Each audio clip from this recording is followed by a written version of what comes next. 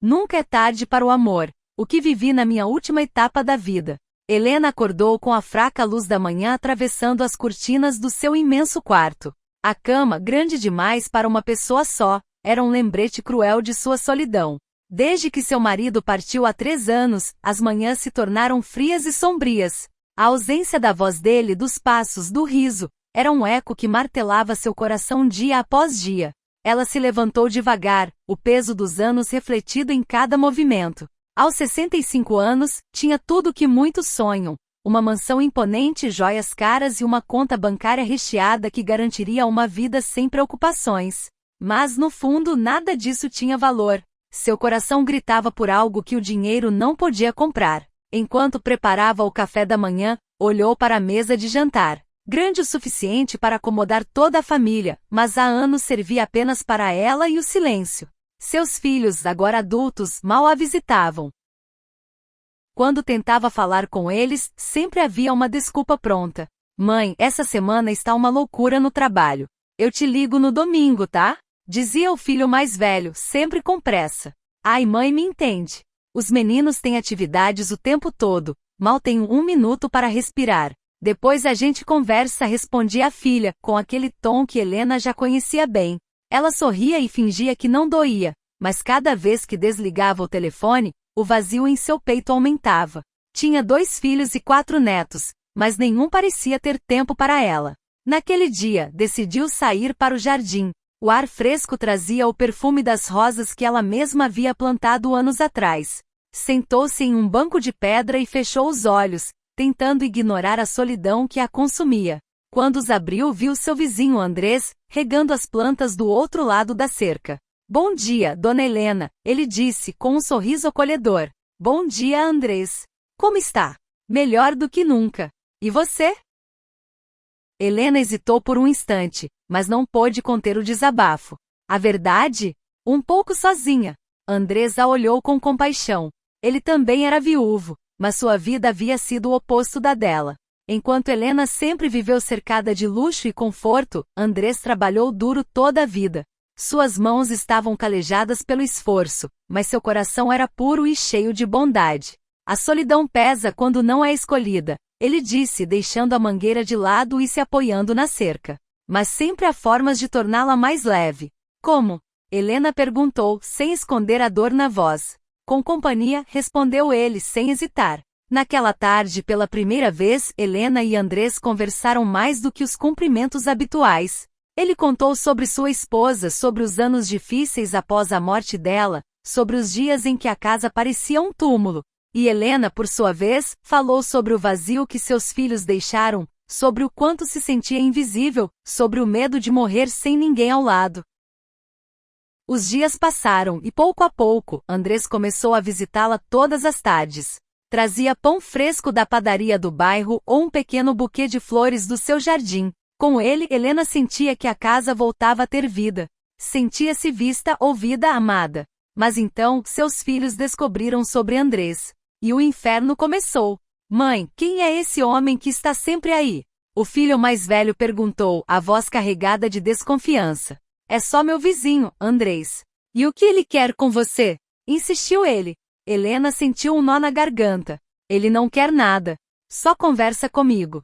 Cuidado, mãe. Tem muita gente interessada em se aproveitar dos outros. Aquelas palavras atingiram Helena como um soco no estômago. Seus filhos não confiavam nela? Achavam que era uma mulher ingênua, incapaz de discernir entre carinho e interesse? Mas o que mais a magoava era a verdade oculta nas palavras do filho. Ele não estava preocupado com ela. Estava preocupado com o dinheiro. Os dias seguintes foram um tormento. Os filhos passaram a visitá-la com mais frequência, mas não por amor ou preocupação.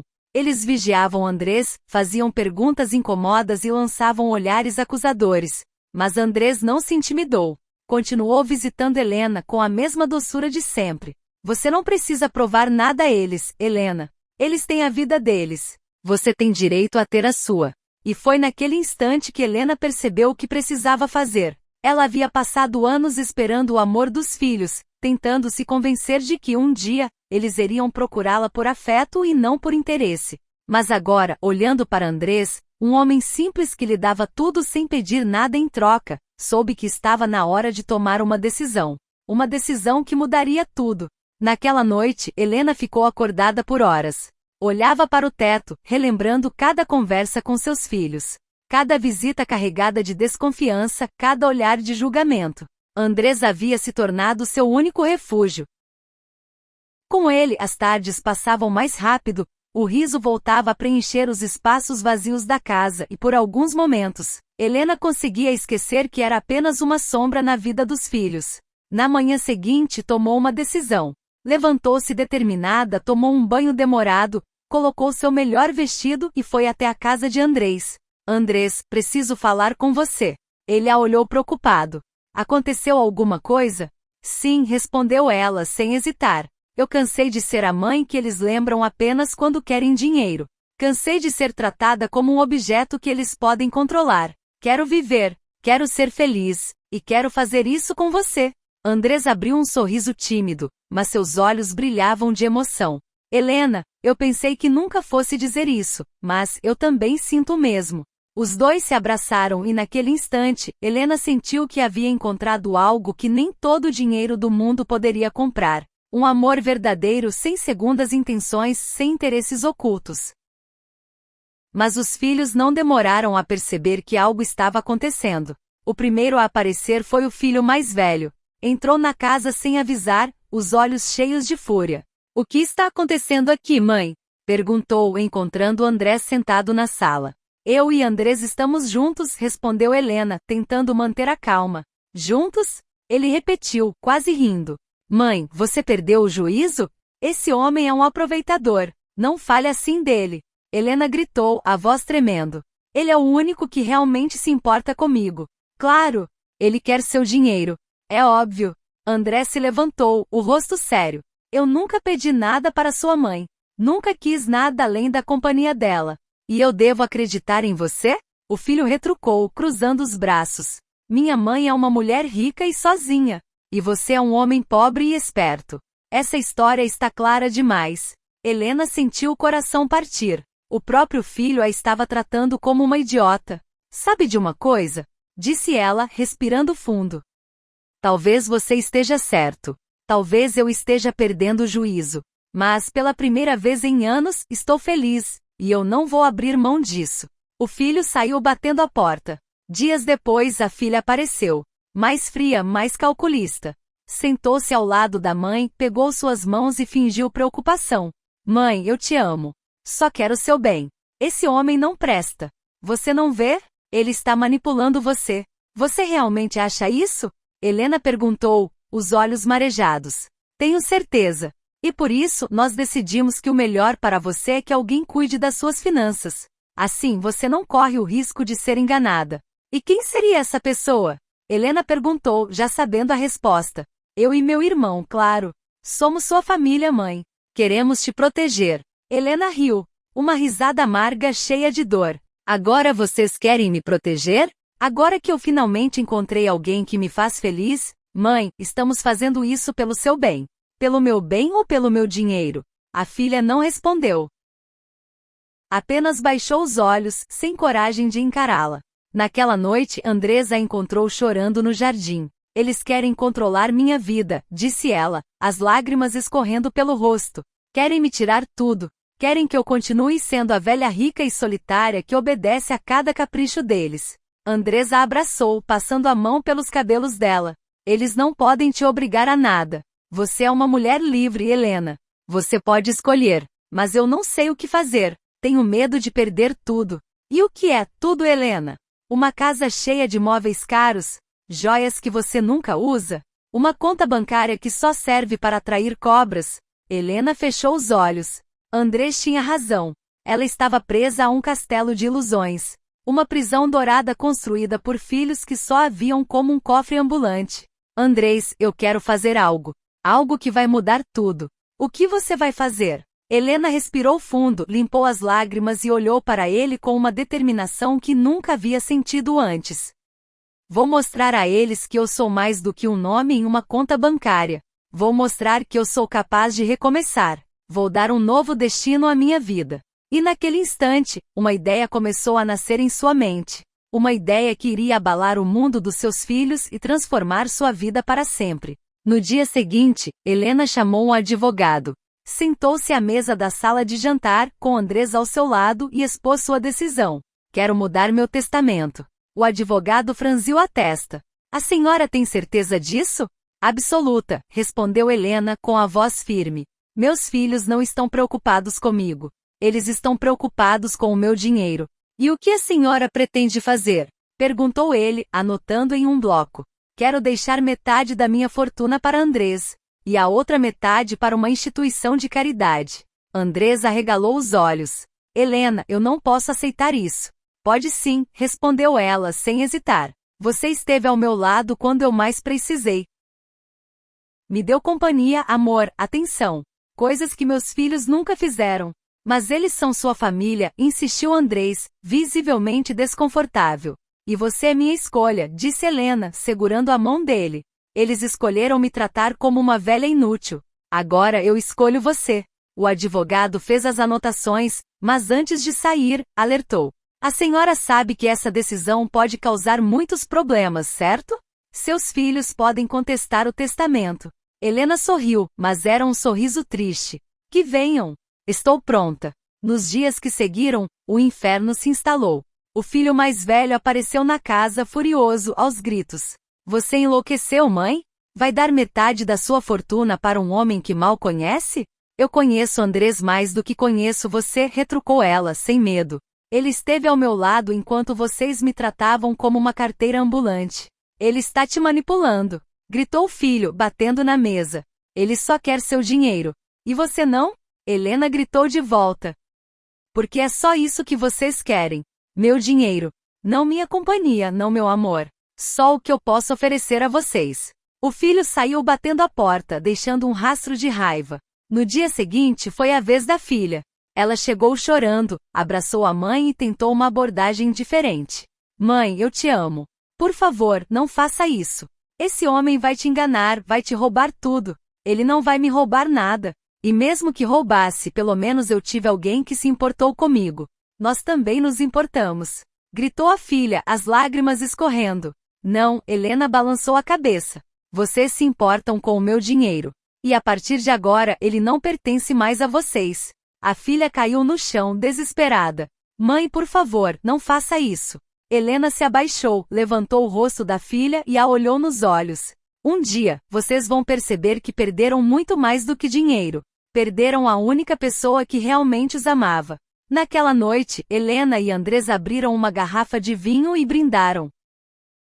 A liberdade, disse ela levantando a taça. A coragem, completou ele, sorrindo. Mas o que eles não sabiam era que a guerra estava apenas começando. Os filhos não iam aceitar aquilo calados. Eles estavam dispostos a tudo para recuperar a fortuna da mãe, inclusive algo que Helena jamais poderia imaginar. Porque quando o dinheiro está em jogo, o amor verdadeiro pode se transformar na arma mais perigosa.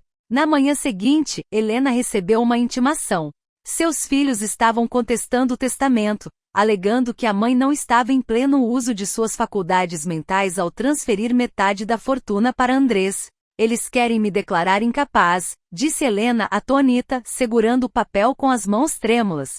Eles não podem fazer isso, exclamou Andrés, indignado. Você está mais lúcida do que nunca. Mas eles vão tentar de tudo para me fazer parecer uma louca, respondeu ela, sentindo o coração apertar. E no tribunal são as provas que contam, não a verdade.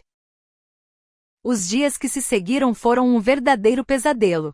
Os filhos contrataram advogados implacáveis, dispostos a pintar Andrés como um manipulador que havia se aproveitado da fragilidade emocional de uma viúva solitária. Ele se aproximou dela em um momento de vulnerabilidade, argumentava o advogado dos filhos.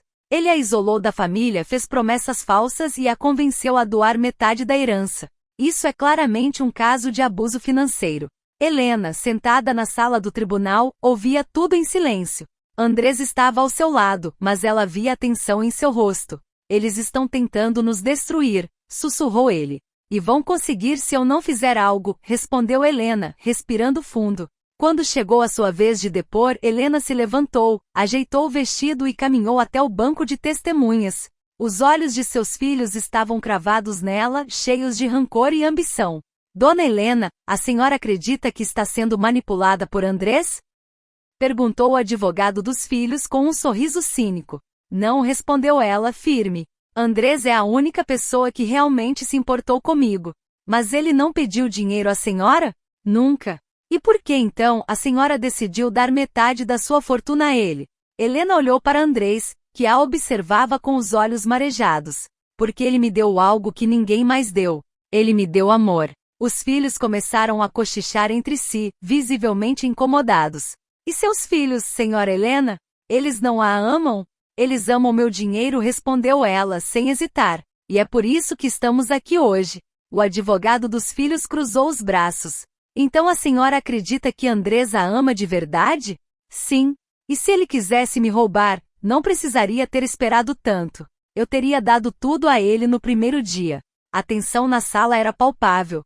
Os filhos se remexiam nas cadeiras, tentando manter a compostura. Muito bem, senhora Helena. Vamos encerrar por aqui. Quando ela voltou para o seu lugar, Andrés segurou sua mão. Você foi incrível. Não sei se foi suficiente, respondeu ela, suspirando. Eles estão dispostos a tudo. Nos dias seguintes, os filhos começaram a agir de forma desesperada. Espalharam boatos na vizinhança de que a mãe estava perdendo a cabeça, que havia sido diagnosticada com demência, que Andrés estava isolando-a do mundo. Helena começou a receber telefonemas de antigos amigos, todos preocupados. Helena, é verdade que você não reconhece mais seus filhos? Perguntava uma vizinha. Eu ouvi dizer que Andrés não deixa ninguém entrar na casa, comentava outra. Ele está controlando tudo, não é? Ele é um aproveitador. Sussurrava um antigo conhecido da família. Helena se via cercada por mentiras, difamações e olhares de desconfiança. Mas o pior ainda estava por vir. Em uma noite chuvosa, enquanto Andrés estava no mercado, os filhos apareceram na casa. Mãe, nós só queremos o seu bem, disse o filho mais velho, segurando-a pelos ombros. É por isso que trouxemos isso, completou a filha, tirando um documento da bolsa. Helena olhou para o papel. Era uma autorização para internação psiquiátrica. Vocês enlouqueceram? Gritou ela, tentando se soltar. Eu não vou assinar isso. É para o seu bem, mãe, insistiu o filho, forçando a caneta em sua mão. Você não está em condições de tomar decisões.